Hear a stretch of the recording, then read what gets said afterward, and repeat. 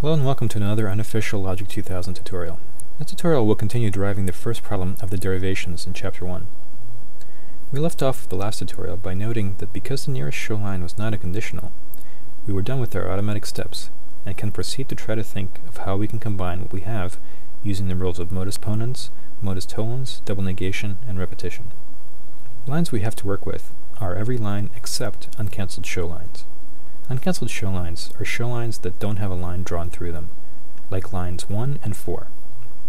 So what we have to work with are lines 2, 3, and 5. Is there any way we could use some of these lines with modus ponens, modus tollens, double negation, or repetition?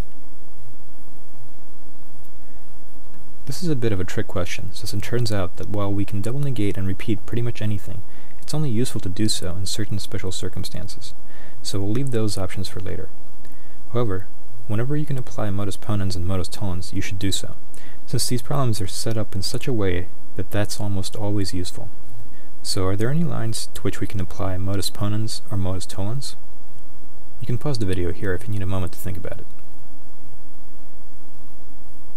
It turns out that in this problem you can do both. However, whichever one you see first is the one you should try. I'll just choose to use modus ponens on lines 2 and 5. The way you do this is by typing 2, 5 space MP. Now when I hit enter, it's going to take lines 2 and 5 and apply the modus ponens rules to it, and put the results in the left-hand column. But before I hit enter, I'd like you to think of what the result will be. In fact, when working on your own, you'll also want to ask yourself what you expect the result to be before actually hitting enter, and then see if you are right. If you are, then just move on. But if you're wrong, try to figure out why you got the result you got. If you can't figure it out on your own, just ask one of the TAs, the professor, or one of your classmates. Okay, now I'm going to hit enter, and we'll see that the result is Q. If you're expecting a different result, you'll want to review how modus ponens works by looking at your notes or checking out the forthcoming modus ponens video. The next step is to notice that we've gotten something now that we didn't have before, which is this Q, and we'll want to check to see if we can box and cancel using Q. See if you can figure out how. Pause this video if you need a few minutes to think about it. Well, it turns out that we can box and cancel here because we've got a contradiction. The contradiction is between Q and not Q on lines 3 and 6. So we could type 3, 6 space ID and hit enter. ID stands for indirect, but I like to think of it as just contradiction. Now when I hit enter here, notice that all we get is this error in the right-hand column telling us that line 3 is not within the current subderivation. We get this error because there's a rule that says that any lines that are referenced in a justification for boxing and cancelling must be within the current subderivation. The subderivation is the part of the derivation we're working on that's indented the most to the right, which right now are the lines from 5 on down. So, if we look at the justification for boxing and cancelling we just typed, that's 3, 6 space ID, we see that line 6 is within the current subderivation, but line 3 is not. So what we need to do at this point is somehow bring line 3 into the subderivation. Can you think of a rule that we can apply to do this?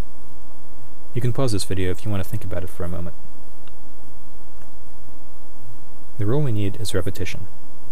Before we apply it, we should delete lines 7 and 8 by hitting Alt-Delete twice,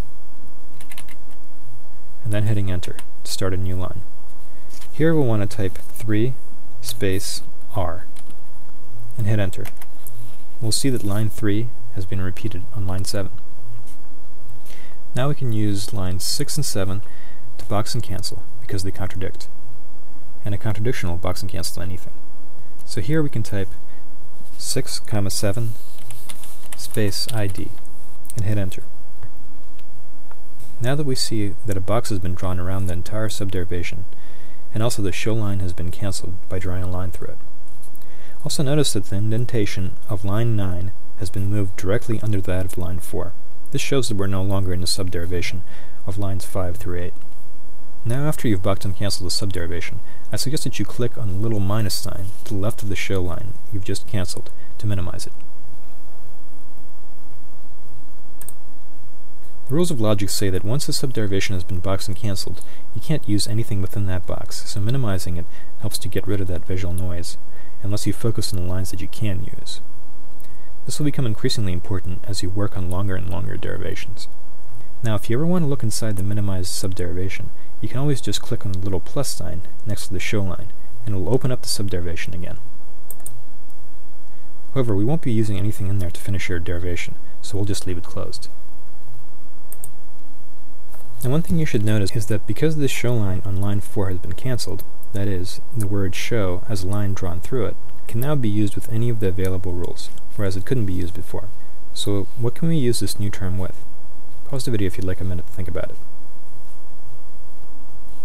One thing I like to do with new terms like this is to check to see if I can use them to box and cancel. Can we do that here? It turns out that we can. We know that because the relevant rule is that if we have a conditional on our nearest show line, and we have the consequent of that conditional somewhere within the subderivation, then we can box and cancel using CD.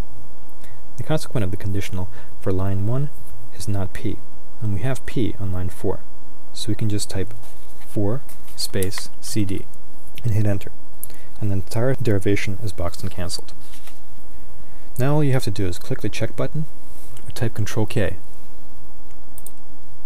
and in the upper right hand corner it should say correct, and you can save this problem and proceed to the next one. If it says incorrect, then you'll see some errors in the right hand column. You'll need to correct those errors and check your derivation again until it's marked correct. This finishes this part of the Chapter 1 Logic 2000 Derivations tutorial. In the next tutorial, we'll go through another example derivation from Chapter 1 so that you can get a better feel for how these derivations work before diving into them yourself. See you then.